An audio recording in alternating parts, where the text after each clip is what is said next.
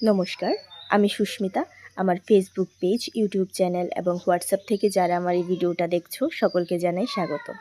কালকে আমি একটা ভিডিও দিয়েছিলাম যেটার মধ্যে 10টা প্রশ্ন ছিল, কোনটা দ্বন্দ্ব সমাস আর কোনটা কর্মধারয় সমাস সেটা বের করার জন্য।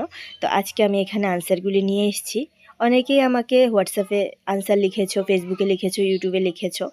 তার জন্য আমি সত্যিই খুব খুশি হয়েছি যে তোমরা আমার সাথে সহযোগিতা করছো। তারপরেও আমি আনসারগুলি আজকে দিয়ে দেওয়ার চেষ্টা করছি। যারা নতুন তারা যেন দেখে উপকৃত হয়, কিংবা যারা 7-8-এ পড়ে বাচ্চারা বা 9-10-এ যারা পড়ে তাদের যেন সুবিধা হয়, সেজন্য আমি আনসারগুলি দিয়ে দিচ্ছি। তো 10টার মধ্যে এখানে আমরা দেখতে পাচ্ছি 4টা হচ্ছে দ্বন্দ্ব সমাস ছিল এবং বাকি 6টা ছিল কর্মধারয় সমাস। এবং কেন সেগুলি কর্মধারয় সমাস, কেন সেগুলি দ্বন্দ্ব সমাস আমি অনেকবার বলেছি, এই ভিডিওতে আবারও বলছি।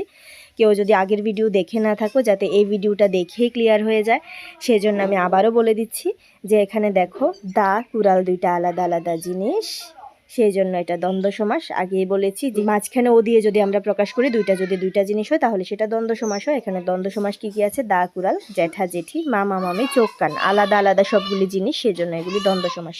অপর দিক দিয়ে আমরা জেঠিমা, জেঠি আর মা দুইটা শব্দ দিয়ে একটা জিনিসকে বোঝাচ্ছে। মামা বাবু, হলুদ বাটা, জর্জ সাহেব, পর্তামা, জামাইবাবু, এই 6টা হচ্ছে কর্মধারয় সমাস। ঠিক আছে, তাহলে এখানে আনসারগুলি আমি দিয়ে দিলাম।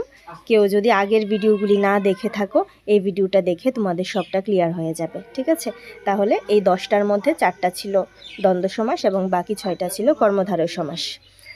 Thank you so much. আর আমার আগের ভিডিওতে অনেকেই কমেন্ট করেছো যে কারক বিভক্তির ক্লাস চাই বা সমাসের অন্য পার্টগুলি যেন আমি ক্লিয়ার করে দেই। তো আমি চেষ্টা করব গ্রামারের এই পার্টগুলি তোমাদের সাথে শেয়ার করার জন্য। পাশে থেকেও সাপোর্ট করবে। ভালো লাগলে ভিডিওটা লাইক কমেন্ট করবে, তাহলে আমি উৎসাহিত হয়ে ভিডিও বানানোর জন্য আরও আগ্রহী হব। ধন্যবাদ।